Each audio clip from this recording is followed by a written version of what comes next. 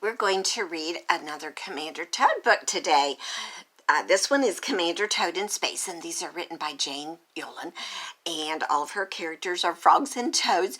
First graders, when you get back to school, you will be going to the intermediate section, and that's where these books are. And even the fifth graders still love their Commander Toad. Brave and brave, brave and brave. This one is Commander Toad in Space. Long ships fly between the stars. Outside each porthole, worlds wink off and on. There is one ship, one mighty ship, long and green, that goes across the skies. The captain of this ship is brave and bright and bright and brave. There is no one quite like him in all the fleet. His name is Commander Toad. His ship is Star Warts. They say you get warts when you touch frogs and toads. Its mission? To go where no spaceship has ever gone before, to find planets, to explore galaxies, to bring a little bit of Earth to the alien stars. Commander Toad has a very fine crew. His co-pilot is Mr. Hop, who thinks deep thoughts behind his green face. Lieutenant Lily fixes the engine. She loves big engines, big machines.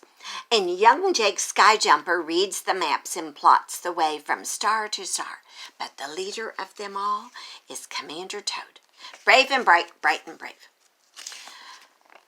What is it that now shines on the screen with strange, shimmering light? A brand new world. Commander Toad speaks. We will land and look around this brand new world. Jake Skyjumper, you will stay on board. You others, come with me.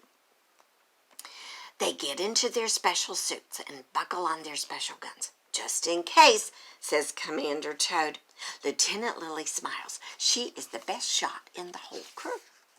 They step aboard the little sky skimmer that will take them from the mothership down to the planet below. Wait, it is young Jake jumping toward them. I have just checked this planet with our computer. The computer tells me the planet is made up of water. There is no place to land.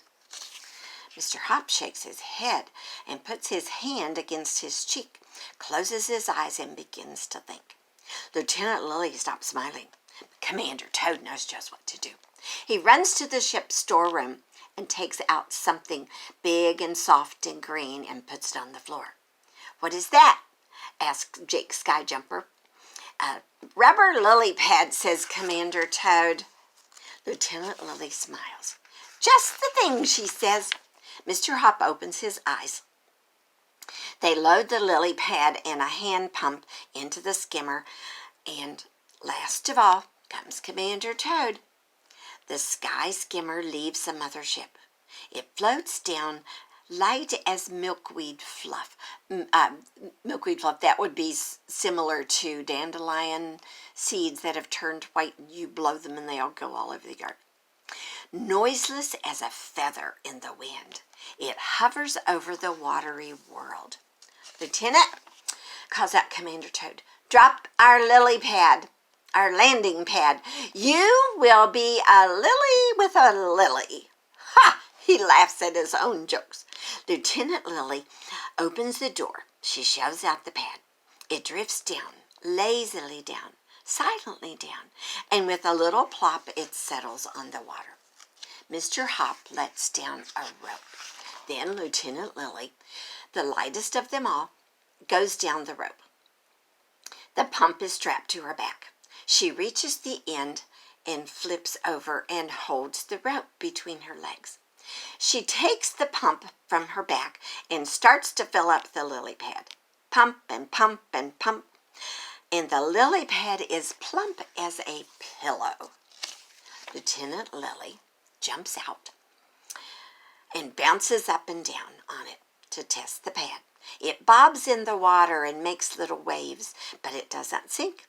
Commander Toad sets the sky skimmer down until it fits right into the air-filled pad. Out comes Mr. Hop. He looks around. Last of all comes Commander Toad, brave and bright, bright and brave. Mr. Hop closes his eyes and he thinks cool thoughts behind his green face. Lieutenant Lily, taking a rest, puts her feet over the side of the pad. But Commander Toad has no time for such fiddle-faddle and folderol. He puts a hand to his ear and he listens. Then Mr. Hop and Lieutenant Lily listen. They hear a sound, low and angry, coming at them from far beneath the waves. At first it sounds like a hmm. Then it sounds like a bzzz.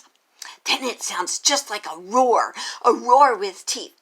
"I am Deep Waiter," says the roar, "and this planet belongs to me."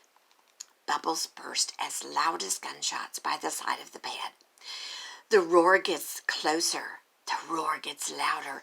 The roar breaks up and out of the tumbling waves. Deep Waiter leaps into the air. He is black and he is white. And he is dark and he is light. He is all colors and he's no colors at all. And he is very, very angry. He snaps with his many teeth. He roars his awful roar, and then he flips over into the air and disappears beneath the shimmering waves. And now it's silent. Too silent. The silence is fear. Into the silent fear that Deep Waiter left behind. Mr. Hop speaks.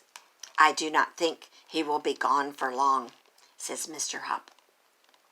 The other two pay attention, for Mr. Hop is seldom wrong.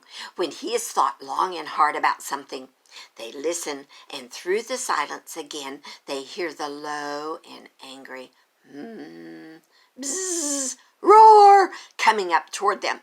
Lieutenant Lily kneels and aims her gun at the place where the roar will appear. First the bubbles, then the roar break through the waves. Then the monster breaks through the waves. Deep Waiter leaps up and looms through his teeth. "Mine, mine, mine," Lieutenant Lily shouts. Oh, what'd she do? She shoots him. She hits Deep Waiter on his black skin, on his white skin, on his no color at all skin. But Deep Waiter only laughs as if the rays tickle him, and his laughter is more horrible than his roar. He lands with a splash and makes huge waves. The lily pad is tossed into the air and almost tips over. Lieutenant Lily and Mr. Hop and Commander Toad all hold on. But the sky skimmer slips off the pad and falls into the water. Slowly it sinks beneath the waves. "Oh no!" cries Lieutenant Lily. "Now how will we ever leave?" Mr. Hopper tries to think. He closes his eyes. Deep Waiter swims lazily on his back toward the pad, which is bobbing like a ripe apple in a pond. He snaps his teeth. With each snap, he makes another wave. "My gun does not work on this monster," says Lieutenant Lily. "What shall we do? Think, Hop, think." But Mr. Hop is all thought out, and now the waves are making him seasick. Deep Waiter gets closer, and his roar gets closer, and his teeth get closer, and his breath gets closer. The lily pad rocks and rolls. Commander Toad, brave and bright and brave, he stands up at last. He spreads his feet apart to keep himself from falling. He takes a match from his pocket. "This ought to do the trick," says Commander Toad. Mr. Hop opens his eyes. And he sighs. "Oh, Commander," says Lieutenant Lily, "if my gun and Mr. Hop's head do not work, how can something as small as a match help?" "You keep Deep Waiter busy," Commander Toad says, "and leave the rest to me." He takes out a small candle and lights it with the match. "I always carry candles," says Commander Toad, "in case of birthdays or other emergencies." He pulls the plug on the lily pad. Air swishes out, then slows to a gentle breeze. Commander Toad holds the candle to the air hole. The flame flutters out, but it does not go out. Special candles, says Commander Toad. You can blow and blow and blow some more, and they will never go out. Soon, hot air fills the lily pad. Mr. Hop understands even before Lieutenant Lily. I will keep Deepwater busy, says Mr. Hop. I have never met a monster yet who does not like riddles. He turns and waves his hand. He catches Deepwater's eye. Mr. Waiter, I have a monster riddle for you. Deepwater has never had his very own riddle before. He has never had anyone to ask them. He closes his mouth and he listens. What is a monster's favorite ballet? Asks Mr. Hop. Deepwater opens his mouth. Swamp Lake, he roars. There is a ballet called Swan Lake, but this one is Swamp Lake because he is a monster. He swims closer. He no longer likes riddles. Keep him busy, calls Commander Toad. He lights another candle, and more hot air goes into the lily pad. Lieutenant Lily was once on stage in a musical play called Warts and Peace. The real one is called War and Peace, and she calls it Warts and Peace. She starts to sing.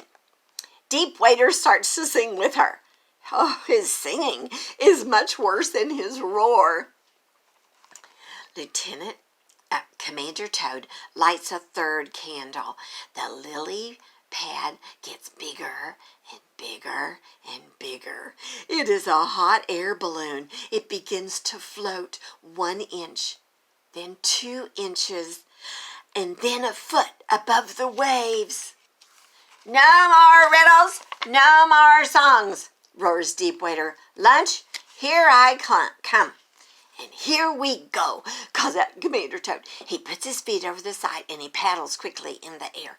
Lieutenant Lily and Mr. Hop do the same.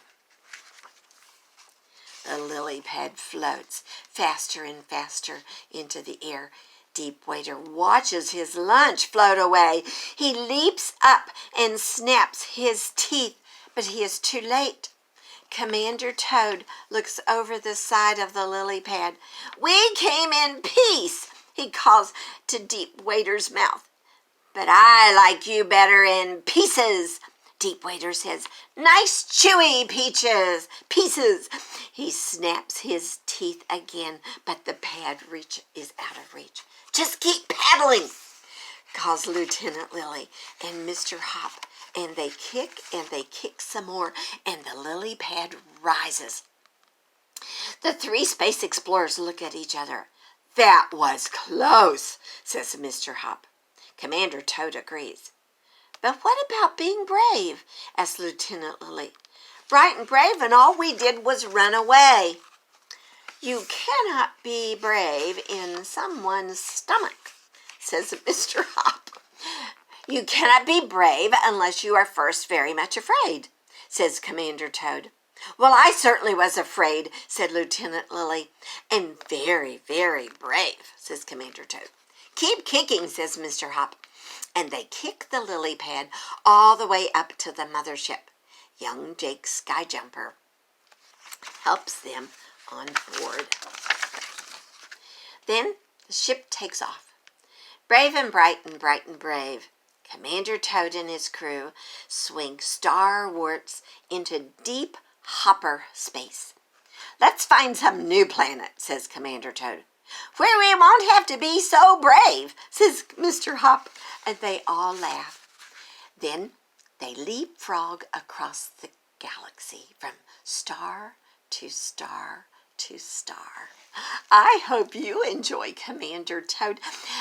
When I read you the Commander Toad and the Space Pirates, Christopher Black in 3rd grade drew me a picture and sent it to me. Chris, I loved your picture. Thank you so much. And boys and girls, I hope you've enjoyed stories as much as I have enjoyed reading them to you.